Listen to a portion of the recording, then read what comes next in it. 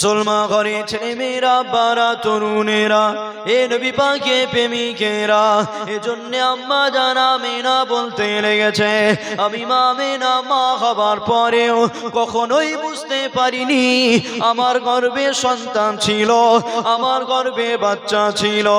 এজন্য আল্লাহ পাক রাতে এক নবীদেরকে পাঠিয়ে আমি আমিনা মাকে সুসংবাদ দিতে লাগলো, আমি আমিনা মাকে খবর দিতে লাগলো।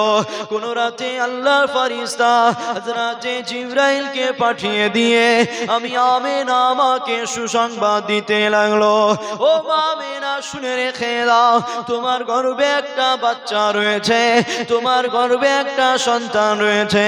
ওই বাচ্চা যেন কষ্ট না পেয়ে যায়, ওই বাচ্চা যেন আঘাত না পেয়ে যায়, কেননা লাউলা কালামা খালাকতুল আফলা, ওই বাচ্চার খাতিরে আল্লাহ পাক চাঁদ সূর্যকে বানিয়েছে, ওই বাচ্চার খাতিরে আল্লাহ পাক জমিন আসমানকে বানিয়েছে, ওই বাচ্চার খাতিরে আল্লাহ পাক কায়নাতকে বানিয়েছে।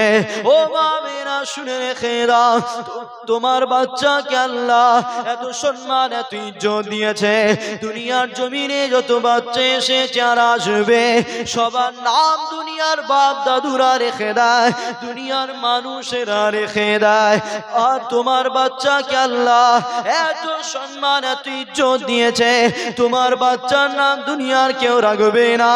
তোমার বাচ্চা দুনিয়ায় আসেনি, এই আসার আগে আল্লাহ আসমানে রেখেছে আহমদ, আর দুনিয়ার জমিনে হযরতে মুহাম্মদ। আম্মা আমিনা বলছে, আমি আমিনা মা হবার পরেও কখনো বুঝতে পারিনি যে আমার গর্ভে বাচ্চা ছিল। জোরে বলুন সুবহানাল্লাহ। এবারে আল্লাহকে জিজ্ঞাসা করেন, আল্লাহ দুনিয়ায় যত মা এসেছে আর আসবে সবার পেটে বাচ্চা এলে মাগুলো বুঝতে পারে, পেটগুলো বড় হয়, ব্যথা যন্ত্রণা অনুভব করে, কিন্তু আমিনাও তো মা হয়েছিল, আমিনার পেটেও তো বাচ্চা ছিল, কিন্তু আমিনা কেন বুঝতে পারেনি? আল্লাহ উত্তর দিয়ে বলছে, আমিনা বুঝবে কি করে, হাবিবকে তো দয়া এবং রহমত করেছি। জোরে বলো, আমিনা বুঝবে কি করে, হাবিবকে তো দয়া করেছি, হাবিবকে তো রহমত করেছি, হাবিবকে এমন করে বানিয়েছি কারো হাবিবের দ্বারা কারো কষ্ট পেতে দিইনি, আর হাবিবকে কষ্টদায়ক জায়গায় রাখিওনি। আমিনার যদি পেট বড় হতো, আমিনা যদি ব্যথা যন্ত্রণা পেত, আমিনা কষ্ট পেত, হাবিবকে তো কষ্ট দেওয়ার জন্য বানাইনি আর কষ্টদায়ক জায়গায় রাখিনি, তাই আমিনা মা হবার পরেও কখনো বুঝতেও পারেনি। জোরে বলো। আম্মা আমিনা বলছে, আমি রাতে ঘুমিয়ে আছি, এক এক রাতে আল্লাহ এক একটা নবীদেরকে পাঠিয়ে আমি আমিনা আমাকে সুসংবাদ দিচ্ছে, আমাকে খবর দিচ্ছে। কোন রাতে আল্লাহর ফেরেশতা হযরতে জিবরাইলকে পাঠিয়ে খবর দিচ্ছে, আমিনা তোমার গর্ভে একটা বাচ্চা রয়েছে, তোমার গর্ভে একটা সন্তান রয়েছে। আমিনা ওই বাচ্চা যেন কষ্ট না পেয়ে যায়, কেন ওই বাচ্চার খাতিরেই আল্লাহ কায়নাতকে বানিয়েছে। জোরে বলো, তোমার পেটে এমন একটা বাচ্চা এমন একটা সন্তান আল্লাহ দিয়েছে, দুনিয়ায় যত মা এসেছে আর আসবে সবার, দুনিয়ায় যত বাচ্চা এসেছে আর আসবে সবার নাম দুনিয়ার মানুষ রেখে দেয়, বাপ দাদুরা রাখে, আর তোমার বাচ্চা এখনো দুনিয়ায় আসেনি, এই দুনিয়ায় এখনো তোমার বাচ্চা আসেনি, আসারও আগে আল্লাহ আসমানে আহমদ নাম রেখে দিয়েছে। জোরে বলো। এবারে আল্লাহকে জিজ্ঞাসা করে, আল্লাহ সবাই তো বুঝতে পারে, সব মায়েরা যখন বাচ্চা দুনিয়ায় ভূমিষ্ঠ হয় সবাই বুঝতে পারে, আর আমিনা বলছে আমি রাতের বেলায় ঘুমিয়ে আছি, শুধু শরীরটা একটু নড়ে উঠেছে, এই নড়ে ওঠায় আমি আমিনা আমার ঘুম ভেঙে গেছে, ঘুম ভাঙতেই ডান দিকে তাকিয়ে দেখি আমার বাচ্চা আমার পাশে কাপড় পরে শুয়ে আছে। জোরে বলো। খবর নিয়ে দেখো, যখন বাচ্চা দুনিয়ায় ভূমিষ্ঠ হয় মায়েদের কত যন্ত্রণা, কত ব্যথা, কত কষ্ট পায় মায়েরা, মায়েরাই জানে। এই বাচ্চা প্রসব করা, দুনিয়ায় বাচ্চা ভূমিষ্ঠ হলে কত কষ্ট হয়, কিন্তু আমিনা কষ্ট পাওয়া ব্যথা পাওয়া বুঝতে পারা তো দূরের কথা, আমিনা বলছে আমি বাচ্চা, আমি জানি না যে আমার পেটে বাচ্চা আছে, সবাই সুসংবাদ দিয়ে যাচ্ছে, খবর দিয়ে যাচ্ছে, এতটুকু জেনেই আমি শুয়ে আছি যে আমার পেটে বাচ্চা আছে, কিভাবে আছে কোন অবস্থায় আছে আমি জানি না, শুধু এতটুকু শুনেছি আছে, আছে এটা শুনে আমি ঘুমিয়ে গেছি, আর আমার শরীরটা নড়ে উঠেছে, ঘুম ভেঙে গেছে, ঘুম ভাঙতেই দেখি আমার পাশে আমার বাচ্চা শুয়ে আছে। জোরে বলো। তোমার গর্ভে আল্লাহ এমন সন্তান দিয়েছে যার ওসিলায় আল্লাহ কায়নাতকে বানিয়েছে, ওই বাচ্চা যেন কষ্ট না পায়। আল্লাহ সবাই তো এত কষ্ট করে বাচ্চাকে প্রসব করে, সবাই তো এত কষ্টর পরে তারপরে বাচ্চা দুনিয়ায় ভূমিষ্ঠ হয়, আর আমেনা কেন বুঝতেই পারেনি? আল্লাহ উত্তর দিয়ে বলছে, আমেনা বুঝবে কি করে, হাবিবকে তো দয়া এবং রহমত করেছি। জোরে বলো সুবহানাল্লাহ। মুসলমান ঘরে ছেলে মেয়েরা, বারা তরুণেরা, এ নবী পাকের প্রেমিকেরা, এই দুনিয়ার জমিনে যা কিছু রয়েছে, দুনিয়ার জমিনে যেদিকে তাকান, আল্লাহ পাক সব কিছু তোমার আমার জন্য দয়া করেছে, তোমার আমার জন্য রহমত করেছে। আল্লাহ পাক বিশাল চাঁদ বানিয়েছে, তোমার আমার উপরে দয়া করেছে। আল্লাহ পাক বিশাল সূর্য বানিয়েছে, তোমার আমার উপরে দয়া করেছে। আল্লাহ পাক গাছপালা নদী নালা যা কিছু বানিয়েছে সব কিছু তোমার আমার জন্য দয়া করেছে। আল্লাহ পাক দুটো করে হাত দিয়েছে, তোমার আমার উপরে দয়া করেছে। আল্লাহ পাক দুটো করে পা দিয়েছে, তোমার আমার উপরে দয়া করেছে। আল্লাহ পাক জবানে কথা দিয়েছে, তোমার আমার উপরে দয়া করেছে। কেননা অনেকেই রয়েছে যারা জবানে কথা বলতে পারে না, তুমি যে জবানে কথা বলো, আল্লাহ পাক তোমার উপরে দয়া করেছে। আমি যে জবানে কথা বলি, আল্লাহ পাক আমার উপরে দয়া করেছে। হে যুবকেরা শুনে রেখে দাও, প্রতিটা মুহূর্তে নিঃশ্বাস নিয়ে বেঁচে আছো, এই নিঃশ্বাস টানা ছাড়ার পিছনে আল্লাহ পাকের দয়া রয়েছে। অথচ আল্লাহ কখনো বলেনি, বান্দারে তোকে দুটো হাত দিয়ে তোর উপরে দয়া করেছি। আল্লাহ পাক কখনো বলেনি, বান্দারে তোকে দুটো পা দিয়ে তোর উপরে দয়া করেছি। আল্লাহ পাক কখনো বলেনি, বান্দারে তোর জবানে কথা দিয়ে তোর উপরে দয়া করেছি। আল্লাহ পাক কখনো বলেনি, বান্দারে তোকে নিঃশ্বাস দিয়ে বাঁচিয়ে রেখে তোর উপরে দয়া করেছি। এ যুবকেরা শুনে রেখে দাও, অথচ আল্লাহ আমার নবীকে এত সম্মান এত ইজ্জত দিয়েছে। নবী আমার দুনিয়ার জমিনে আসতে দেরি, আল্লাহ পাক কোরআনে জানিয়ে দিয়েছে, লাকাদ মান্নাল্লাহু আলাল মুমিনিনা ইয বা'সা ফীহিম রাসূলা। এই দুনিয়ার মানুষ শুনে রেখে দাও, প্রতিটা মুমিনদের জন্য আল্লাহ পাক আমার নবীকে দয়া করেছে। দুনিয়ার জমিনে যেদিকে তাকাও যা কিছু রয়েছে আল্লাহ সব আমাদের জন্য দয়া করেছে। এত শান শওকাতওয়ালা জিনিস আল্লাহ সৃষ্টি সব আমাদের দয়া। মানুষকে সৃষ্টি করেছে, সেই মানুষের মধ্যে দুটো হাত দিয়েছে, দুটো পা দিয়েছে, মূল্যবান দুটো করে চোখ দিয়েছে, জবানে কথা দিয়েছে। প্রতিটা মুহূর্তে আল্লাহ নিঃশ্বাস টানা ছাড়ার পিছনে আল্লাহর দয়া আছে না? না, প্রতিটা মুহূর্তে যে নিঃশ্বাস টানছি ছাড়ছি এর পিছনে আল্লাহর দয়া আছে তো? নাই, যদি এক মুহূর্তে নিঃশ্বাস টানা ছাড়া বন্ধ হয়ে যায় দুনিয়া থেকে চলে যেতে হবে। দুনিয়ার কারো ক্ষমতা নাই আপনাকে একবার নিঃশ্বাস টানতে দিতে পারে, কারো ক্ষমতা না। এই নিঃশ্বাস নিয়ে যে বেঁচে আছেন এটা হলো আমার মালিকের ক্ষমতা। জোরে বলো। এর থেকেই বোঝেন আল্লাহ কত ভালোবাসে। এই নিঃশ্বাস তো প্রতি মুহূর্তে আমরা টানছি ছাড়ছি, একবারও আল্লাহ বন্ধ করে দেয়নি, আমাদের আরামের সঙ্গে বাঁচিয়ে রেখেছে। অথচ আল্লাহ এত মূল্যবান জিনিস দিয়ে বলেন, বান্দা তোকে নিঃশ্বাস দিয়ে বাঁচিয়ে রেখে তোর উপরে দয়া করেছি। কখনো বলেন, এ বান্দা দুটো মূল্যবান চোখ দিয়ে তোর উপরে দয়া করেছি। এই দুনিয়ায় এত মূল্যবান সম্পদ রয়েছে, এত সুন্দর আল্লাহ সৃষ্টি রয়েছে, কখনো কোনো কিছুর দিকে তাকিয়ে বলেনি যে এইগুলো তোদের জন্য দয়া, এগুলো তোদের জন্য রহমত। কিন্তু আমার নবীকে আল্লাহ দুনিয়ায় পাঠিয়েছে, আর কোরআন বলছে আমার হাবিবকে তোদের জন্য দয়া করেছি। জোরে বলো। একদিকে আল্লাহ মুমিন বান্দাদের জন্য আমার নবীকে দয়া করেছে, আর অপরদিকে সূরা আম্বিয়ার মধ্যে আল্লাহ বলছে, ওমা আরসালনাকা ইল্লা রাহমাতাল লিল আলামিন। একদিকে আল্লাহ মুমিনদের জন্য নবীকে দয়া, আর অপরদিকে গোটা আলাম ইহকাল পরকালের জন্য আল্লাহ আমার নবীকে রহমত করেছে। জোরে বলো। যেখানে আল্লাহ দয়া করেছে শুধু মুমিনদের বুঝিয়েছে, আর যেখানে রহমত করেছে সেখানে কোনো মুমিন বলেনি সেখানে কোনো মুসলমান বলেনি, সেখানে কোনো বেঈমান বলেনি, সেখানে কোনো হিন্দু বলেনি, সেখানে কোনো খ্রিস্টান বলেনি, সেখানে কোনো মানুষকে বোঝায়নি। আল্লাহ গোটা আলামে যা কিছু রয়েছে সব কিছুর জন্য রহমত করেছে। জোরে বল। পশু পাখি, নদী নালা, গাছপালা, জমিন আসমান, চাঁদ সূর্য, যা কিছু রয়েছে সব কিছুর জন্য রহমত। এই সূর্যের জন্য রহমত বলেছি, কারো সন্দেহ আছে? আমরা নবীকে চিনিনি, আমরা নবীর গোলামি করতে পারিনি, কিন্তু খবর নিয়ে দেখো আল্লাহ আমার নবীর জন্য, আমার চাঁদের জন্যও আমার নবীকে এত বড় রহমত করেছে।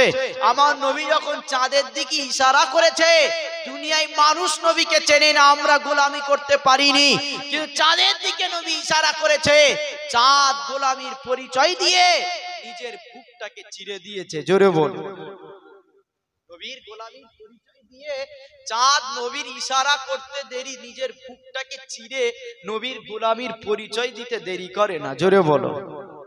গোটা আলাম, প্রতিটা সৃষ্টি যা কিছু দেখতে পাও সব কিছুর জন্য রহমত করেছে। মানে 1 তারিখ আল্লাহ নবী যুদ্ধের ময়দান থেকে ফিরছে, আর হযরতে মাওলা আলী নবীর পিছন পিছন আসছে। কিছুটা আসার পরে একটা আওয়াজ আসছে, কে যেন নবীকে বারবার সালাম দিচ্ছে। চারিদিকে তাকায়, কোনো মানুষ নাই, নবী আগে যায় আর হযরত আলী আসতে লেগেছে, আর কোনো মানুষ নাই, কিন্তু একটা আওয়াজ আসছে, কে যেন বারবার সালাম দিচ্ছে। এই যাচ্ছে আবার দাঁড়িয়ে পড়ছে, কেন? সালামের আওয়াজ আসছে, কোনো মানুষ দেখতে পাই। এবার আল্লাহর নবী বেশ কিছুটা এগিয়ে গেছে, হযরত আলী দাঁড়িয়ে, বারবার সালামের আওয়াজ কোথা থেকে আসছে। আলী হুজুর পেরেশান, কোথা থেকে সালামের আওয়াজ আসছে, দাঁড়িয়ে গেছে। নবী আমার কিছুটা যাওয়ার পরে পিছনে দিয়ে তাকালেন, আলী কি খবর, দাঁড়িয়ে গেলে কেন? ইয়া রাসূলুল্লাহ, বিয়াদবি নেবেন না, বাপ মা সবকিছু আপনার কদমে কুরবান হয়ে যাক, আপনার সাথে বিয়াদবি করতে চাইনি। ইয়া আলী, তাহলে দাঁড়িয়ে গেলে কেন? হুজুর, কে যেন আপনাকে বারবার সালাম দিচ্ছে, কিন্তু ডান দিকে তাকাই, বাঁ দিকে তাকাই, সামনে তাকাই, পিছনে তাকাই, আপনি ছাড়া দ্বিতীয় কোনো মানুষকে দেখতে পাই না, কিন্তু বারবার আমার কানে যেন একটা আওয়াজ আসছে, আপনাকে কে সালাম দিচ্ছে। এই চিন্তা, এই শুনে আমি আলী দাঁড়িয়ে গেছি, ঘাবড়ে গেছি, কে আপনাকে সালাম দিল, কাউকে দেখতে পাইনি। নবী আমার মুচকে হেসে বলছে, আলী মানুষকে দেখতে পাবে না কেন? আজকে কোনো মানুষ আমায় সালাম দেয়নি কেন? আজকে যে পাথরগুলোর পাশ দিয়ে আমি নবী যেতে লেগেছি, ওই পাথরগুলি আল্লাহকে বলছে, আল্লাহ আপনি আমাদের জবানটাকে খুলে দেন, কেন আমাদের আশা আপনার হাবিবকে সালাম দেব, এই আশা কখনো কবুল হয়নি, আপনার হাবিবের সঙ্গে সাক্ষাৎ হয়নি, আজকে সাক্ষাৎ হয়ে গেছে, আপনি আমাদের জবানগুলো খুলে দেন, আপনার হাবিবকে একটু সালাম দেব। জোরে বলো। আলী, আজকে ওই পাথরগুলো দুয়া আল্লাহ কবুল করে নিয়েছে, আজকে কোনো মানুষ আমি নবী আমায় সালাম দেয়নি, ওই পাথরগুলো আজকে আমি নবী আমাকে সালাম দিতে লেগেছে। জোরে বলো। তাই শুধু দুনিয়ার মানুষের জন্য আল্লাহ আমার নবীকে রহমত করেনি, আল্লাহ গোটা আলামে যা কিছু সৃষ্টি রয়েছে সব কিছুর জন্য রহমত করেছে। জোরে বলুন সুবহানাল্লাহ। মুসলমান ঘরে ছেলে মেয়েরা, বারা তরুণেরা, এ নবী পাকের প্রেমিকেরা, আল্লাহ পাক নিজে জানিয়েছে আমার হাবিবকে গোটা আলামের জন্য আমি আল্লাহ রহমত করে পাঠিয়ে দিয়েছি। এ যুবকেরা শুনে রেখে দাও, এখানে মানুষ বোঝাইনে, এখানে হিন্দু মুসলিম বোঝাইনে, আল্লাহ পাক প্রতিটা মানুষের জন্য যেমন আমার নবীকে রহমত করেছে, প্রতিটা সৃষ্টির জন্য আল্লাহ আমার নবীকে রহমত করেছে। এই দুনিয়ার জমিনে গাছপালা, নদী নালা, যা কিছু দেখতে পাও সব কিছুর জন্য আল্লাহ আমার নবীকে রহমত করেছে। কেননা নবী আমার দুনিয়ার জমিনে এসে চাঁদের দিকে ইশারা করেছে, চাঁদ দুটুকরো হয়ে গেছে। নবী আমার দুনিয়ার জমিনে এসে সূর্যের দিকে ইশারা করেছে, সূর্য ডুবে গিয়েছিল আবার উঠে গেছে। নবী আমার দুনিয়ার জমিনে এসে মরা গাছের নিচেই বসে গেছে, মরা গাছ আবারও জিন্দা হয়ে গেছে। নবী আমার দুনিয়ার জমিনে এসে মরা ঘাসের উপর দিয়ে হেঁটে গেছে, মরা ঘাস জিন্দা হয়ে গেছে। নবী আমার দুনিয়ার জমিনে এসে সাহাবীর বাচ্চা ইন্তেকাল হয়ে গেছে, ওই মরা বাচ্চার মাথায় হাত বুলিয়ে দিয়েছে। নবীর হাতের ওসিলায় মরা বাচ্চাকে আল্লাহ জিন্দা করেছে। যা কিছু দেখো সব কিছুর জন্য রহমত। কেন? চাঁদের দিকে ইশারা করেছে, চাঁদ বুক চিরে দিয়ে নবীর গোলামীর পরিচয় দিয়েছে। জোরে বলো। নবী সূর্যের দিকে ইশারা করেছে, সূর্য ডুবে গেছিল, সেই সূর্য আবার উঠে গিয়ে নবীর গোলামির পরিচয় দিয়েছে। জোরে বল। নবী মরা গাছের নিচে গিয়ে বসেছে, মরা গাছ ছায়া হতে ওই গাছের পাতাগুলো খেলিয়ে নবীকে ছায়া করতে দেরি করে না। জোরে বল। নবী আমার ঘাসের উপর দিয়ে হেঁটে হেঁটে যাচ্ছে, ওই ঘাসগুলো নবীর পায়ের ওসিলায় জিন্দা হতে দেরি করে না। জোরে বল। মক্কার জমিনে ছোট ছোট বাচ্চারা আম্মাজান হালিমা সাদিয়ার কাছে হাজির, আম্মা আপনার বাচ্চাকে একটু আমাদের কাছে দেন, আপনার বাচ্চাকে নিয়ে একটু আমরা উট বকরিগুলো চড়াতে যাব, দুম্বাগুলো চড়াতে যাব। হালিমা বলছে না, বাচ্চাকে নিয়ে যাওয়া হবে না, বাচ্চাকে নিয়ে তোমরা গভীর জঙ্গলে কি করবে, এতটুকু বাচ্চা। এই সময় যারা উট বকরিগুলো চড়াতে যাচ্ছিল তারা আম্মাজান হালিমাকে উত্তর দিচ্ছে, হালিমা তোমার বাচ্চা কোনো সাধারণ বাচ্চা নয়, তোমার বাচ্চাকে আমরা এই জন্য নিয়ে যাব, তোমার বাচ্চা যখন হেঁটে হেঁটে যাবে ওই মাঠের আল দিয়ে, ওই আলের যে মরা মরা ঘাসগুলো থাকে তোমার বাচ্চার পায়ের ওসিলায় আল্লাহ জিন্দা করে দেবে। জোরে বলো। আর যখনই ওই যাবার পথে রাস্তার ঘাসগুলো জিন্দা হয়ে যাবে, আমাদেরকে আর গভীর জঙ্গলে যাওয়া লাগবে না, আমরা ওই মুখের থেকে পথের থেকে ঘাসগুলো খাইয়ে নিয়ে সকাল সকাল বাড়ি ফিরতে পারবো। জোরে বলো। এই শুধু মানুষের জন্য রহমত নয়, যা কিছু দেখতে পাও যেদিকে তাকাও সব কিছুর জন্য আল্লাহ আমার নবীকে রহমত করেছে। জোরে বলো। এই দুনিয়ায় এত মূল্যবান আল্লাহ সৃষ্টি, এই দুনিয়ায় এত সুন্দর সৃষ্টি, আল্লাহ এত সম্পদ দিয়েছে দুনিয়ায়, কিন্তু কোন দিকে আল্লাহ তাকিয়ে বলেনি যে এটা দয়া করেছি রহমত করেছি। কেন? খবর নিয়ে দেখো, জমিন আসমানে যা কিছু আল্লাহ সৃষ্টি করেছে সব সৃষ্টির দিকে আল্লাহ তাকিয়েছিল। এই তাকিয়ে আল্লাহ নিজেই ডিসাইড করেছে এই সৃষ্টির মধ্যে উত্তম সৃষ্টি হলো মুহাম্মদ রাসূল। জোরে বলো। এই ফায়সালা দুনিয়ার কেউ করে না, আল্লাহ করেছে। আল্লাহ আবার কোরআনেই আমাদেরকে জানিয়ে দিয়েছে মুমিনদের জন্য দয়া আর গোটা আলামের জন্য রহমত। জোরে বলো। কিন্তু যে আল্লাহ যিনি কায়নাতকে সৃষ্টি করেছেন তিনি মুহাম্মদ রাসূল সম্পর্কে সার্টিফিকেট, ইন্নাকা লাআলা খুলকিন আযীম, আমার নবীর চরিত্রকে আল্লাহ সবার থেকে আলা করেছে। জোরে বলো। সেই নবীকে আজকে মরা বলে, যে নবী ইজ্জত আল্লাহ বাড়িয়েছে, যে নবীর সম্মান আল্লাহ বাড়িয়েছে, যে নবীর আলোচনা আল্লাহ করেছে, যে নবীর মহব্বত আল্লাহ করেছে, যে নবীকে চিনিয়ে, যে নবী সম্পর্কে জানিয়ে নবীকে আল্লাহ আমাদেরকে চিনিয়ে দিয়েছে, সেই নবীকে আজকে একদল মরা বলে, সেই নবীকে আজকে একদল পচা বলে, সেই নবীর কবর জমিনে শক্তি নাই বলে। কিন্তু আপনাদের আকীদা, আপনাদের বিশ্বাস, আপনাদের ঈমান কি বলে? নবী মরা না জিন্দা? তো জোরে আওয়াজ দেন না, মরা না জিন্দা? হ্যাঁ, আমাদের ঈমান নবী জিন্দা, আর শুধু জিন্দা নয়, আল্লাহ চাইলে আমার নবী সব জায়গায় যাওয়ার ক্ষমতা রাখে। জোরে বলো। আর এটাও আমাদের বিশ্বাস, এটাও আমাদের ঈমান। নবী শুধু কবরে জিন্দা এটা নয়, আল্লাহ আমার নবীকে এত পাওয়ার, এত ক্ষমতা দিয়েছে, আজকের তারিখেও এই মাহফিলে আমার নবী তাশরীফ আনতে পারে। জোরে বলো। এটাই হলো আমাদের ঈমান, এটাই হলো আমাদের বিশ্বাস, এটাই হলো আহলে সুন্নাত ওয়াল জামাতের আকীদা। জোরে বলো। তুমি মানবে না তোমার কপাল ফেটে গেছে, তুমি জাহান্নামে চলে যাবে। যতক্ষণ আল্লাহ জবানে শক্তি দেবে, যতক্ষণ আল্লাহ নিঃশ্বাস দিয়ে বাঁচিয়ে রাখবে, ততক্ষণ নবীর কথা বলবো, ততক্ষণ সত্য কথা বলবো, ততক্ষণ নবীর সম্মান ইজ্জতকে বাড়াবো। তুমি মানলে জান্নাতি, না মানলে জাহান্নামী, কিছু করার নাই, সোজা সাপটা কথা। কেন? আমরা দেখে নিয়েছি আবু জেহেল নবীর কথাকে মানেনি, জাহান্নামে চলে গেছে, আর আমিরে হামজা নবীর কথাকে মেনে নিয়ে জান্নাতে গেছে। জোরে বলো। আমরা দেখে নিয়েছি আবু জেহেল নবীর কথাকে মানেনি, জাহান্নামে চলে গেছে, আর আবু বকর নবীর কথা মেনে নিয়ে দুনিয়া থেকে জান্নাতকে কিনে নিয়েছে। জোরে বলো। আমরাও এর উপরে বিশ্বাসী, নবীকে না মানলে জাহান্নাম, আর নবীকে মানলেই জান্নাত যাওয়া যায়। জোরে বলো। দুনিয়ায় এমন কোন ইবাদত আমল আছে যেটার গ্যারান্টি আছে যে জান্নাত যাওয়া আছে? কিন্তু এই প্রেমের গ্যারান্টি আছে যে জান মাল সবকিছুর থেকেও যদি মুস্তাফাকে প্রেম করতে পারো, খোদাকে সাক্ষী রেখে বলে যাচ্ছি, নামাজ কাজা, রোজা কাজা, হজ যাকাত কাজা, মুহাম্মদ রাসূলকে জান মালের থেকে প্রেম করলে এই নবীর প্রেম একদিন না একদিন জান্নাত দেবে। জোরে বলো। নবী নিজেই বলে দিয়েছে, আমার প্রেম কখনো কাউকে ধোঁকা দেয় না, আমার প্রেম কখনো কাউকে জাহান্নামে নিয়ে যায় না। কেন 10 জন সাহাবা নবীকে জানমালের থেকে প্রেম করেছে, দুনিয়া থেকে জান্নাতের সার্টিফিকেট নিয়েছে। জোরে বল। তাদেরকে জিজ্ঞাসা করো দুনিয়া থেকে জান্নাতের সার্টিফিকেট কি করে পেলে? নামাজ পড়ার জন্য বলবে না, রোজা রাখার জন্য না, হজ যাকাত করার জন্য না। তাহলে দুনিয়া থেকে জান্নাত কিনলে কি করে? বলবে নবীর জুতোকেও আদব করার জন্য। জোরে বলো। মানে আমরা এমন একটা নবীকে পেয়ে গেছি যে নবীকে নিয়ে আলোচনা করতে লাগে না, নবীর জুতোকে নিয়ে আলোচনা করলে আল্লাহ সওয়াব দেয়। জোরে বলো। এমন একটা নবীকে আমরা পেয়ে গেছি, নবীকে নিয়ে আলোচনা করতে লাগে না, নবীর জুতোর ধুলোকে নিয়ে আলোচনা করলে আল্লাহ সওয়াব দেয়। জোরে বলো। কেন আল্লাহ আমার নবীর জুতোর ধুলোতেও এত পাওয়ার দিয়েছে। খবর নিয়ে দেখো, মুসা নবী জুতো পরে তুর পাহাড়ে উঠছে, আল্লাহ বলছে মুসা জুতো খুলে আসো। কেন? আমার তুর পাহাড় হলো পবিত্র।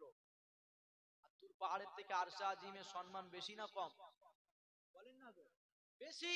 তো তুর পাহাড়ে মুসা নবীকে আল্লাহ বলছে জুতো খুলে এসো, আর আমার নবী জুতো খুলে আরশে আজিমে যাচ্ছে। আল্লাহ বলছে হাবিব জুতো খুলে নয়, পায়ে পরে আসো। তোমার জুতোর ওসিলাই আরশে আজিম ধন্য এইরকম নয়, তোমার জুতোর ধুলোর ওসিলাই আরশে আজিম ধন্য হবে। জোরে বল।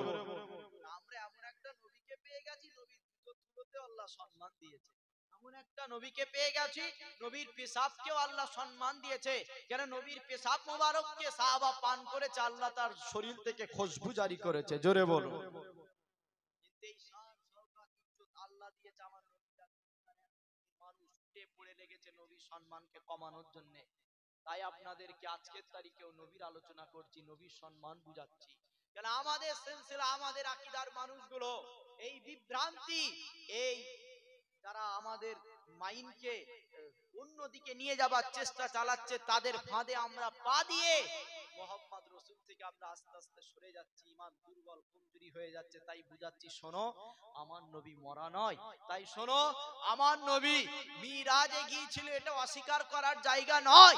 আমার নবী আল্লাহর পক্ষ থেকে এসেছে, এটা অস্বীকার করার জায়গা নয়। তা আল্লাহ যখন পাঠিয়েছে, যারাই নবীকে মেনে নেবে আল্লাহকে মানা, আর আল্লাহকে মানলেই জান্নাতি। জোরে বলো। হ্যাঁ, এটাই সোজা সাপটা কথা। কিন্তু আজকে দুঃখ লাগে, আমরা উম্মতি মুহাম্মাদি এখনো বেঁচে আছি। আমরা নবীকে যারা প্রেম করি এখনো বেঁচে আছি, কিন্তু এই নবীর উম্মত গুলো বেঁচে থাকতে নবীকে মরা বলে কি? নবীর উম্মত গুলো বেঁচে থাকতে নবীকে পচা বলে কি করে? আর এই 2-3 দিন আগের খবর, কেউ একজন বললেন যে নবী এক হাতে অস্ত্র আর অপর হাতে হাদিস নিয়ে নাকি ইসলাম প্রচার করেছে। শুনেছেন আপনারা? হযরত মুহাম্মদ সাল্লাল্লাহু আলাইহি ওয়াসাল্লাম এক হাতে অস্ত্র আর অপর হাতে হাদিস নিয়ে নাকি ইসলাম প্রচার করেছে। অথচ নবী আমার, একজন ইহুদি নবীকে খেদমত করতো, নবী তাকে কখনো জোর করেনি যে তুমি ইসলাম কবুল করে নাও। জোরে বলো। এক তারিখে মসজিদে ঢুকতে যাবে, নবী আমার মসজিদে যাচ্ছে, ইহুদিও নবীর পিছু পিছু মসজিদে যাচ্ছে। নবী বলছে তুমি এখনো ইসলামকে মেনে নাওনি, তোমার জন্য মসজিদে যাওয়া চলবে না। এটাই আমার নবী শিখিয়েছে। জোরে বলো। ধর্ম যার যার, উৎসব কি গো বলেন না, ধর্ম যার যার, উৎসব উৎসব তার। ধর্ম যার যার, উৎসব তার। আর আজকে তো আমরা মুসলমান সব পাইল করে ফেলছি, ধর্ম যার যার, উৎসব সবার। আরে ওরা, ওদের হুঁশ ঠিক আছে, ওরা কেউ এখানে এসে বসেছে? ধর্ম যার যার, উৎসব সবার। তা আপনাদের উৎসবে কেউ এলো? ধর্ম যার যার, উৎসব সবার। ঈদের নামাজে কেউ দাঁড়ায়? ধর্ম যার যার, উৎসব সবার। ধর্মের মানুষ আপনাদের রোজা রাখে? এদিক থেকে সবার হুঁশ ঠিক আছে, ধর্মের সঙ্গে কেউ এক করতে চাই না। কিন্তু মুসলমান আজকে বোকা হয়ে গেছি, কি আমরা 14ই ফেব্রুয়ারি পালন করছি। মুসলমান আমরা বোকা হয়ে গেছি, 1লা জানুয়ারি পালন করছি। মুসলমান আমরা বোকা হয়ে গেছি, 25শে ডিসেম্বর না কি বলে পালন করছি, বড়দিন বলে তো। হ্যাঁ, কেক খাচ্ছে মুসলমান। আর ওই 25শে ডিসেম্বর যদি কেউ পালন করে, সে স্বীকার করলো আল্লাহর একটা সন্তান আছে। নাউজুবিল্লাহ বলবেন না? আল্লাহর একটা সন্তান আছে। আচ্ছা, আল্লাহর সন্তান আছে কি গো? সবাই জানেন তো আল্লাহর সন্তান আছে না নাই? আল্লাহ তো কোরআনে নিজে বলছে, আল্লাহর পরিচয় দিয়ে, কুল হুয়াল্লাহু আহাদ আল্লাহুস সামাদ লাম ইয়ালিদ আল্লাহ বলছে আমি কারো থেকে নাই আর কেউ আমার থেকে নাই, কেউ আমাকে জন্ম দেয়নি আর আমি আল্লাহ কারো জন্ম দিইনি। অর্থাৎ আল্লাহ কারো সন্তান নয় আর আল্লাহরও কোনো সন্তান।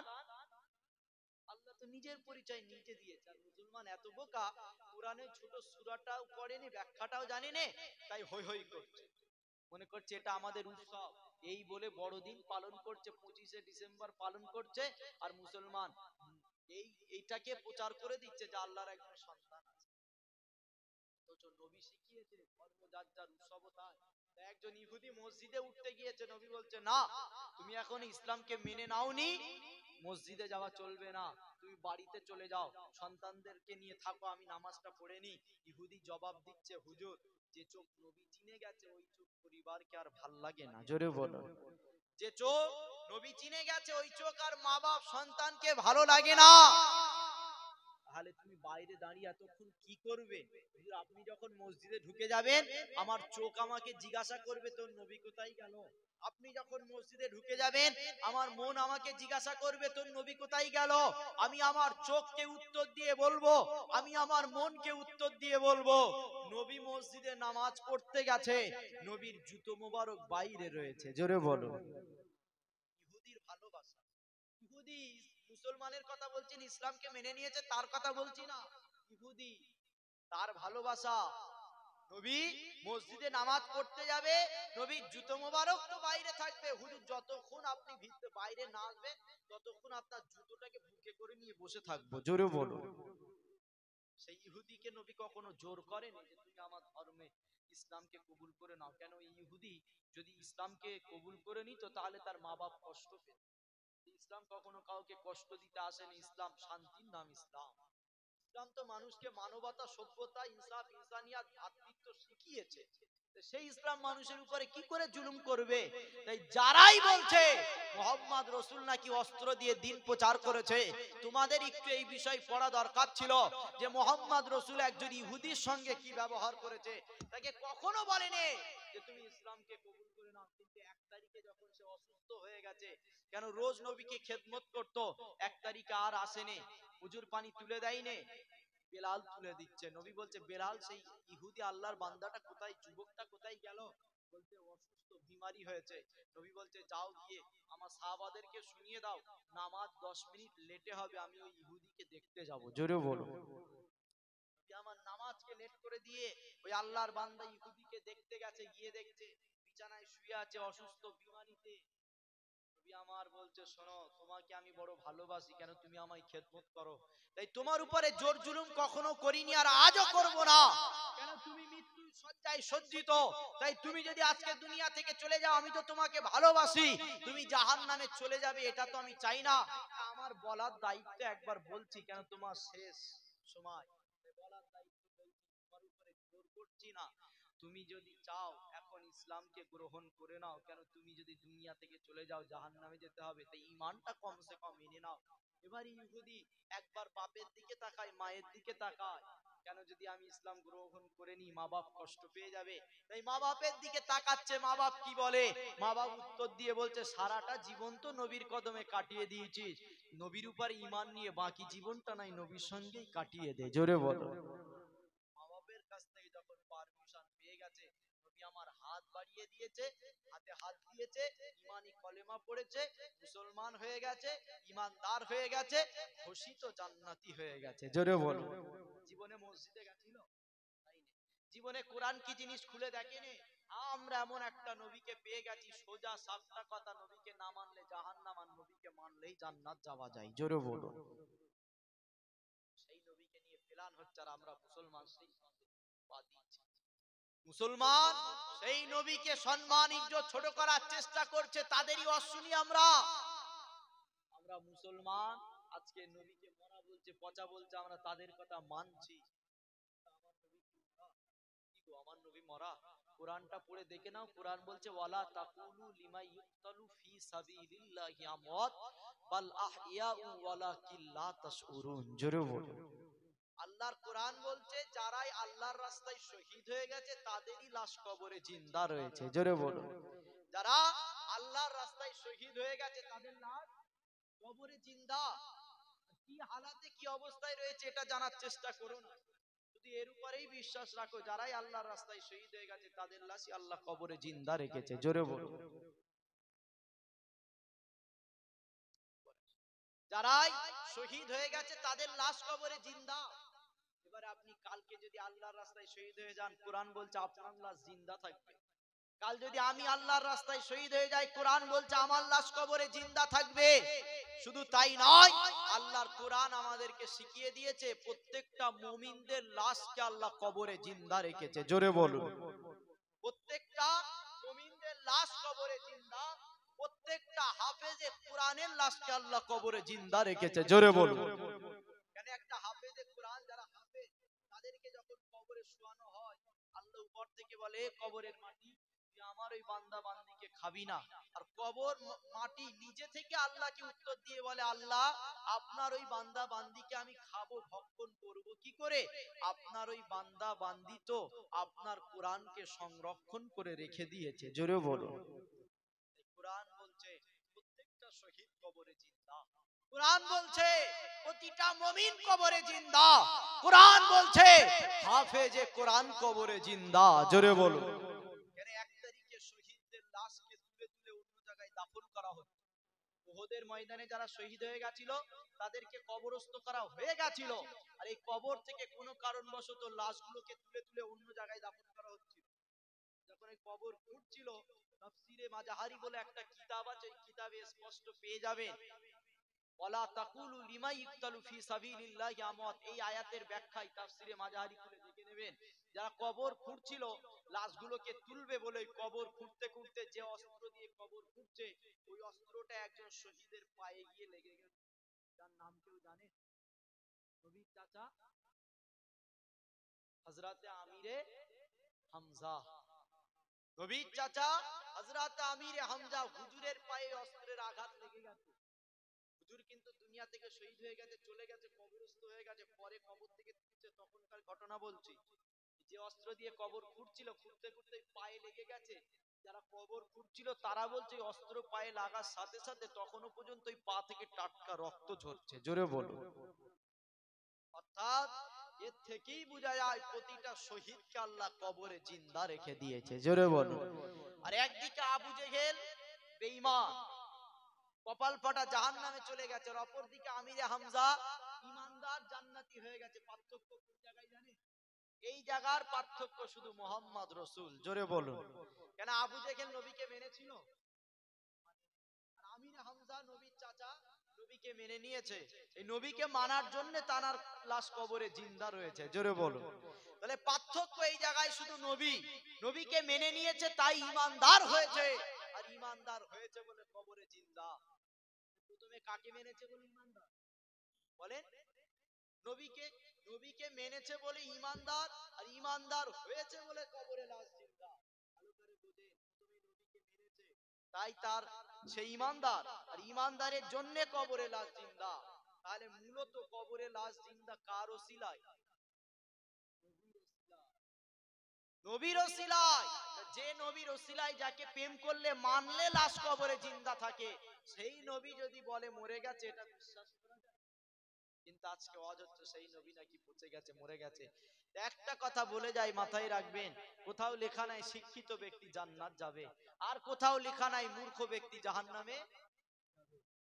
তাই খুব হিসাব করে কে কত ডিগ্রি নিয়ে বসে আছে, কে কত শিক্ষা অর্জন করে বসে আছে, এটা দেখবেন না। কেন আজকে বড় বড় শিক্ষিত সমাজকে নবী থেকে সরানো হচ্ছে। তাই যতটুকু জানেন তার উপরে আমল করবেন, আর জানমাল সবকিছুর থেকে নবীকে প্রেম করবেন, আল্লাহ জান্নাত দেবে। জোরে বলো দরুদ শরীফ। আল্লাহুম্মা সাল্লি আলা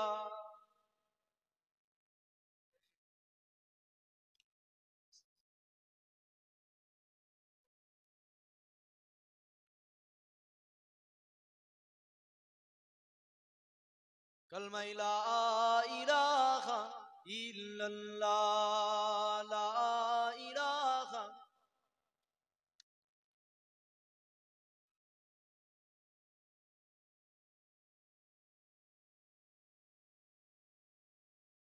আমার আব্বারা ভাইরা মনে রাখবে, মুস্তাফা শুধু জিন্দা আছে এটা নয়, কবরে কোনো হাফেজ চলে গেলে সে জিন্দা, কোনো মুমিন চলে গেলে সে জিন্দা, কোনো শহীদ চলে গেলে সে জিন্দা। সেই জিন্দার মুস্তাফা জিন্দা এক নয়, আমার মুস্তাফাকে আল্লাহ আজও সশরীরে জিন্দা রেখেছে। জোরে বলুন। মুসলমান ঘরে ছেলে মেয়েরা, বারা তরুণেরা, এ নবী পাকে প্রেমিকেরা, আল্লাহ পাক 1 তারিখে হযরতে আজরাইলকে পাঠিয়ে দিলেন। এ আজরাইল দুনিয়ার জমিনে চলে যা, আমার হাবিবকে গিয়ে সালাম দিবি, আর আমার হাবিবের কাছে পারমিশন নিয়ে আমার হাবিবের রূহটা কবজ করবি। দুনিয়ার জমিনে যত মানুষ এসেছে আর আসবে, কাউকেই সম্মান ইজ্জত দেওয়া হয়নি যেটা আমার নবীকে আল্লাহ পাক দিয়েছিল। কেননা আল্লাহ আজরাইলকে পাঠিয়ে দিয়েছে আর আজরাইলকে শুনিয়ে দিয়েছে, এ আজরাইল দুনিয়ার জমিনে চলে যা, আমার হাবিব যদি বলে দেয়, আমার নবী যদি এখনো দুনিয়াতে থাকতে চায়, আমার হাবিবের রূহটা কবজ করবি না। এখানে অনেক লম্বা ঘটনা রয়েছে, আমি মূল জায়গাটা আলোচনা করছি। হযরত আজরাইল আলাইহিস সালাম এই দুনিয়ার জমিনে হাজির হয়ে গেলেন, আমার নবীর রূহটা কবজ করলেন, আমার নবীর রূহটাকে নিয়ে আরশে আজিমে চলে গেলেন। আল্লাহ পাক আপনার হাবিবের রূহ এনেছি, আপনার হাবিবের রূহটা কোথায় রাখবো? আমার আল্লাহ পাক বলেছিল, এ ফেরেশতারে তোরা কি জানিস না, আমি আল্লাহ পাক তাতে রাজি তাতে খুশি যাতে আমার বন্ধু মুহাম্মদ রাসূল খুশি। এ ফেরেশতারে তোরা আমার নবীর রূহটাকে স্বাধীন দিয়ে দে, আমার হাবিবের রূহ যে জায়গাতে থাকতে চায় ওই জায়গাতে থাকার ব্যবস্থা করে দে। কেননা আল্লাহ পাক 1 তারিখে হযরত আদম শফিউল্লাহকে জিজ্ঞাসা করেছিল, এ আদম শফিউল্লাহ তুমি কিসে রাজি, এ আদম শফিউল্লাহ তুমি কিসে খুশি? আদম শফিউল্লাহ বলেছিলেন, আল্লাহ পাক আপনি যাতে রাজি আমি আদম শফিউল্লাহ তাতে রাজি তাতে খুশি। এই ঈসা মুসা দাউদ ইব্রাহিম তোমরা কিসে রাজি, তোমরা কিসে খুশি? সমস্ত নবীরা বলেছিল, আল্লাহ পাক আপনি যাতে রাজি খুশি আমরা নবীরাও তাতে রাজি তাতে খুশি। আমার আল্লাহ এই সময় বলেছিল, এ নবীরা ঠিক আছে আমি আল্লাহ যাতে রাজি তোমরাও তাতে রাজি, কিন্তু তোমরা কি এটা জানবে না আমি আল্লাহ কিসে রাজি, আমি আল্লাহ কিসে খুশি? সমস্ত নবীরা বলেছিল, আল্লাহ আপনি কিসে রাজি খুশি এটা আপনি ভালো জানেন, আর আমাদেরকে জানিয়ে দেন। আমার আল্লাহ এই সময় আওয়াজ দিয়ে বলেছিল, এ আদম ঈসা শুনে রেখে দাও, আমি আল্লাহ তাতে রাজি তাতে খুশি যাতে আমার বন্ধু মুহাম্মদ রাসূল খুশি।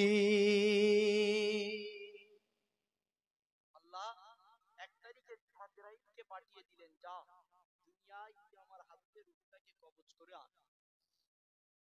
কেন দুনিয়ায় যত নাফস এসেছে প্রত্যেকটা নাফসকে মৃত্যুর স্বাদ চাকতে হবে, এটা কার হুকুম? আল্লাহর হুকুম। তাই নবীর হুকুম হয়ে গেছে, সময় হয়ে গেছে, পাঠিয়ে দিয়েছে, যা আমার হাবিবের রূহটাকে কবজ করে নিয়ে আয়। তবে শোন, আমার হাবিব যদি বলে এখনো দুনিয়ায় থাকবো, আমার হাবিবের রূহটা কবজ করবি না। জোরে বলো। ওটা কোরআন পড়ে দেখো, কাউকেই সম্মান দেওয়া হয়নি যেটা আমার নবীকে আল্লাহ দিয়েছে। আজরাইলকে পাঠিয়েছে আর শিখিয়েছে, প্রথমে গিয়ে হাবিবকে সালাম দিবি, পারমিশন নিবি। আমার হাবিব যদি বলে এখনো দুনিয়ায় থাকবো, হাবিবের রূহকে কবজ করবি না। এখানে অনেক লম্বা ঘটনা। নবী হযরত আজরাইল আমার নবীর রূহটাকে কবজ করলেন, নিয়ে আরশে আজিমে গেলেন, আল্লাহ আপনার হাবিবের রূহ কোথায় রাখবো? তোরা কি জানিস না আমি আল্লাহ তাতেই রাজি যাতে আমার হাবিব রাজি। জোরে বলো। তা আমার হাবিবের রূহটাকে স্বাধীন দিয়ে দে, যে জায়গায় থাকতে চায় ওই জায়গায় রাখার ব্যবস্থা কর। আমার নবীর রূহ যাবে, তাই আল্লাহ 8টা জান্নাতকে সাজিয়ে রেখে 8টা জান্নাত ঘুরে ফেললেন। এই 8টা জান্নাতকে ঘুরে নিয়ে আমার নবীর রূহ আরশে আজিমে উঠেছে। আল্লাহ আমি কোথায় থাকবো? আল্লাহ উত্তর দিয়ে বলছে, আমার হাবিবের রূহ। কেন? তোমার জন্য 8টা জান্নাতকে সাজিয়েছি, যে জায়গায় পছন্দ হয় থাকো। আমার নবীর রূহ উত্তর দিয়ে বলেছিল, আল্লাহ আপনার হাবিবের শরীরের কাছে আপনার 8টা জান্নাতের কোনো দাম নাই। জোরে বলো। আল্লাহ বলছে, ঠিক আছে, আমার জান্নাতের থেকে আরশে আজিম অনেক সম্মানিত জায়গা, তুমি তাহলে আমার আরশে আজিমে থেকে যাও। আমার নবী রূহ উত্তর দিয়ে বলেছিল, আল্লাহ আপনার জাত পাকের কসম করে বলছি, আপনার হাবিবের হাত, আপনার হাবিবের পা, আপনার হাবিবের চোখ, আপনার হাবিবের শরীর, আপনার হাবিবের জিসম মুবারকের কাছে আপনার আরশে আজিমেরও কোনো দাম নাই। জোরে বলো। এবারে আল্লাহ উত্তর দিয়ে, আল্লাহ কুদরতি হাসা হেসে বলছে, আমার হাবিবের রূহ, আমার হাবিবের মতো জোড়া থাকবে কি করে, আমার হাবিবের শরীরের মতো দ্বিতীয় থাকবে কি করে, বানিয়েছি তো আমি আল্লাহ, বানানে ওয়ালা তো আমি আল্লাহ, আর যে আল্লাহ আমি কায়নাতকে বানিয়েছি সেই আল্লাহ আমি বলছি হাবিবের মতো দ্বিতীয় কাউকে কখনো বানাইনি আর কখনো বানাবো না। জোরে বলো। হাবিবের মতো জোড়া হবে কি করে, বানিয়েছি তো আমি আল্লাহ, যে আল্লাহ আমি বানিয়েছি সেই আল্লাহ আমি বলছি আমি আল্লাহই তো সব সৃষ্টি করেছি, তো আমি আল্লাহ হাবিবের মতো দ্বিতীয় কিছু সৃষ্টি করিনি। জোরে বলো। আল্লাহ বলছে, যদি আমার হাবিবের রূহ জান্নাতে রাখি ছোট হবে, ইজ্জত কমে যাবে, আরশে আজিমে রাখলে ইজ্জত সম্মান ছোট হবে, তাহলে কোথায় রাখবো আল্লাহ? আল্লাহ আওয়াজ দিয়ে বলে, ফারিস্তা যেখান থেকে এনেছিস ওই জায়গায় রেখে দে। জোরে বলো। কেন নবীর শরীরে সম্মান বেশি না জান্নাতে? বলে নবীর শরীরে, নবীর শরীরে সম্মান বেশি না আরশে আজিমে? নবীর শরীরে ওই সম্মানিত জায়গা থেকে তুলে নিয়ে যদি অন্য জায়গায় জান্নাতে রাখি সম্মান বাড়বে না কমবে? কমবে। যদি সম্মানিত জায়গা থেকে তুলে আরশে আজিমে রাখে সম্মান বাড়বে না কমবে? আল্লাহ বলতে জান্নাতে রাখলে সম্মান ছোট হবে, আরশে আজিমে রাখলে সম্মান ছোট হবে। আল্লাহ তাহলে কোথায় রাখবো? আল্লাহ বলছে, যেখান থেকে এনেছিস ওই জায়গার মতো সম্মানিত জায়গা দ্বিতীয় কিছু হয় না, তাই যেখান থেকে এনেছিস ওই জায়গায় আবার রেখে দে। জোরে বলো। নবী রূহ কোথা থেকে এনেছিল? আমাদের ভিতরে রূহ আছে না, আমাদের শরীরে যেমন রূহ আছে, নবীর ভিতরে রূহ ছিল। আমাদের রূহ কবজ করলে আমরা চলে যাব, ইন্তেকাল হয়ে যাবে। নবীর রূহ নিয়ে চলে গেছিল, আবার আল্লাহ নবীর সম্মানে নবীর রূহটাকে ফিরিয়ে দিয়েছে। জোরে বলো। এর থেকেই আল্লাহ আমার নবীকে আজও সশরীরে জিন্দা রেখেছে। জোরে বলো। আজও নবীকে আল্লাহ সশরীরে জিন্দা রেখেছে। তাই নবীর আলোচনা, নবী মরা নাকি জিন্দা, এই আলোচনা করাটাই মনে করছি ভুল, এই আলোচনা করাটাই মনে করছি পাপ, গুনাহ। কেন? আপনারা তো উম্মতে মুহাম্মাদি, তো আপনারা তো আমার নবীর উম্মত, আপনাদেরকে এখনো বুঝাতে হয় আমার নবী মরা নাকি জিন্দা। তার খাতির আল্লাহ কায়নাতকে বানিয়েছে, যাকে আল্লাহ নিজে বলেছে দুনিয়ায় যে সম্মান দিয়েছি তার থেকে আরো সম্মানকে আখিরাতে বাড়িয়ে দেওয়া হবে। জোরে বলো। সেই নবীকে মরা বলে কি করে? যেখানে কোরআন বলছে শহীদ জিন্দা, যেখানে কোরআন বলছে হাফেজে কোরআন জিন্দা, যেখানে কোরআন বলছে প্রত্যেকটা মুমিন কবরে জিন্দা, সেখানে উম্মতে মুহাম্মাদীকে বুঝাতে হয় যারাই কবরে জিন্দা আছে তাদের থেকে আরো সম্মানিত ভাবে আল্লাহ আমার নবীকে সশরীরে জিন্দা রেখেছে। জোরে বলো। মুসলমান ঘরে ছেলে মেয়েরা, বারা তরুণেরা, এ নবী পাকে প্রেমিকেরা, আল্লাহ পাক 1 তারিখে হযরতে জিবরাইলকে পাঠিয়ে দিলেন, এ জিবরাইল দুনিয়ার জমিনে চলে যা, আমার হাবিবের কাছে গিয়ে প্রথমে আমার হাবিবকে সালাম দিবি, তারপরে আমার হাবিবকে দাওয়াত দিবি। আল্লাহ পাক কি দাওয়াত দেব, আপনার হাবিবকে কি সম্মান দেব, কি সুসংবাদ জানাবো? আমার আল্লাহ সময় বলেছিল, এ জিবরাইল আমার হাবিবকে গিয়ে বলবি আল্লাহ আপনাকে দিদারে দাওয়াত দিয়েছে। এদিকে তাকিয়ে দেখো, হযরতে মুসা আলাইহিস সালাম পায়ের জুতোটাকে খুলে নিয়ে তুর পাহাড়ে চলে গেছে। আল্লাহ আপনি আমাকে দিদার দেন, আল্লাহ আপনি আমাকে দিদার দেন। ও রব্বি আল্লাহ পাক, আমি মুসা আপনাকে দেখতে চাই, আপনি আমাকে দেখা দেন।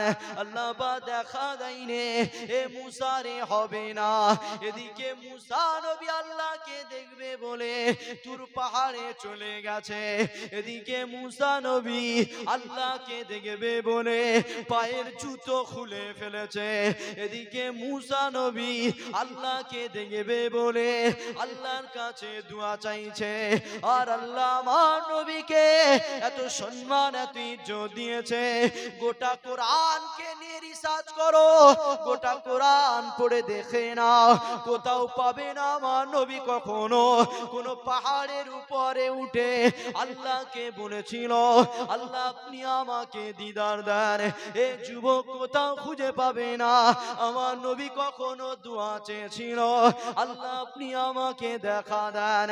আমার নবী কখনো চাইনে, আর মুসা নবী চেয়েছে আল্লাহ দিদার দেয়নি, অথচ আল্লাহ নিজে জিবরাইলকে পাঠিয়েছে, এ জিবরাইল দুনিয়ার জমিনে চলে যা। এদিকে মুসা আল্লাহকে দেখতে চায়, আর আল্লাহ জিবরাইলকে পাঠিয়ে সুসংবাদ দিচ্ছে, এ জিবরাইল দুনিয়ায় চলে যা, আমার হাবিবকে নিয়ে আরশে আজিমে আয়, আমি আল্লাহ আমার হাবিবকে দেখবো। মুসা নবী আল্লাহকে দেখার জন্য পেরেশান, আর আল্লাহ বলছে জিবরাইল দুনিয়ায় যা, আমি আল্লাহ আমার হাবিবকে দেখবো। জোরে বলো, আল্লাহ কি দেখতে পাই না দুনিয়ায় বান্দাদের? কি গো পাই না? পাই তো, নবী দুনিয়ায় আছে দেখলে তো হয়ে যেত। আল্লাহ বলছে ওইভাবে নয়, আমার হাবিবকে আও আপনার মাকামে নিয়ে আই। জোরে বলো, আল্লাহ আমার হাবিবকে কাছাকাছি থেকে দেখবে। আর এতটা কাছাকাছি, এটা টানলে যতটা দূরে যায়, কোরআন বলছে ততটা দূরে চলে গেছে। অনেকে ভাবে এই রকম দূরেতেই দাঁড়িয়ে ছিল, আর আল্লাহ আয়াত নাজিল করে বলছে তুমি আর মানুষ, হয়তো আমার হাবিব ওই পর্যন্ত গিয়ে থেমে গেছে, হাবিবের আর ক্ষমতা নাই এর থেকে আর কাছে আসতে পারে, কিন্তু আল্লাহর ক্ষমতা আছে না নাই? কি গো, আল্লাহর ক্ষমতা আছে না নাই? আল্লাহর কোনো কিছু ভাগ করা আছে যে এই পর্যন্ত যেতে পারবে এর থেকে আর যেতে পারবে না, এরকম কিছু আছে? আল্লাহ বলছে হাবিব হয়তো আর আসতে পারেনি, এতটা দূরত্বে দাঁড়িয়ে গেছে, কিন্তু আমি আল্লাহ আরো কাছে চলে গেছি। জোরে বলো, আল্লাহ বলছে যা আমার হাবিবকে নিয়ে, আমি আল্লাহ আজকে কাছাকাছি আমার হাবিবকে দেখো। ওদিকে খবর নিয়ে দেখো মুসা নবী জুতো খুলে তুর পাহাড়ে চলে গেছে, আল্লাহ তোমায় দেখো। বারবার দুআ চাইছে আল্লাহ দেখবো, আল্লাহ বলছে হবে না। আরে হবে না, দিদার দেবে না, তার মানে কি এটা যে আল্লাহ দেখা দিতে পারে না? ব্যাখ্যাটা এরকম নয় যে আল্লাহ দেখা দিতে পারে না, আল্লাহ দেখা দিতে পারে কিন্তু মুসা নবীকে দেখা দেবে না, এটাই হলো ব্যাখ্যা। মুসা নবী তুর পাহাড়ে উঠে বারবার দোয়া চাইছে, আল্লাহ বলছে হবে না, লান তারানি, মুসা হবে না, দিদার দেয়নি। আর এদিকে আমার নবী গোটা কোরআন খুলে দেখো, কখনো বলেন আল্লাহ তোমায় দেখবো? গোটা কোরআন খুলে দেখো, নবী কখনো জুতো খুলে কোনো পাহাড়ে যায়নি আল্লাহ তোমায় দেখবো, আল্লাহ নিজে থেকে জিবরাইলকে পাঠাচ্ছে আমার হাবিবকে নিয়ে আমি দিদার দেব। জোরে বলো, জিবরাইল দুনিয়ার জমিনে আসলে এসে দেখছে মক্কার জমিনে আমার নবী ঘুমিয়ে আছে, এসে দেখছে নবী ঘুমিয়ে আছে, জিবরাইল এসে দাঁড়িয়ে গেছে, আল্লাহ কি করবো আপনার হাবিব তো ঘুমিয়ে আছে। আল্লাহ বলছে এ জিবরাইল আমার হাবিবের ঘুম ভাঙিয়ে বিয়াদবি করবি না। জোরে বলো, যতক্ষণ আমার হাবিব নিজের ইচ্ছায় ঘুম থেকে না উঠবে ততক্ষণ আমার হাবিবকে জাগিয়ে বিয়াদবি করবি না। জোরে বলো, জিবরাইল এসে দেখছে নবী ঘুমিয়ে আছে, চুপ করে পায়ের কাছে দাঁড়িয়ে আছে, বেশ কিছুক্ষণ হয়ে গেছে, আল্লাহ আওয়াজ দিচ্ছে জিবরাইল মাথাটাকে হ্যাট কর। কেন? তুই দোনোজাহানের সুলতানের সামনে দাঁড়িয়ে আছিস। জোরে বলো, কসিমের সামনে দাঁড়িয়ে আছিস। আল্লাহ আমার নবীকে কসিম বলেছে। এই দুনিয়ায় ছেলে মাকে গিফট দেয়, তোহফা দেয়, নজরানা দেয়, ভাই ভাইকে গিফট দেয়, ছেলে মাকে গিফট দেয়, মা ছেলেকে গিফট দেয়, ভাই বোনকে গিফট দেয়, তোহফা দেয়, নজরানা দেয়।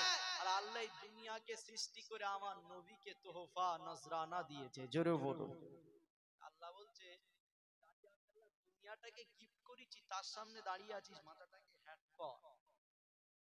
জিবরাইল মাথাটাকে হ্যাট করেছে, আল্লাহ বলছে হাতটাকে এইভাবে বাঁধ, এভাবে নামাজে দাঁড়ায়।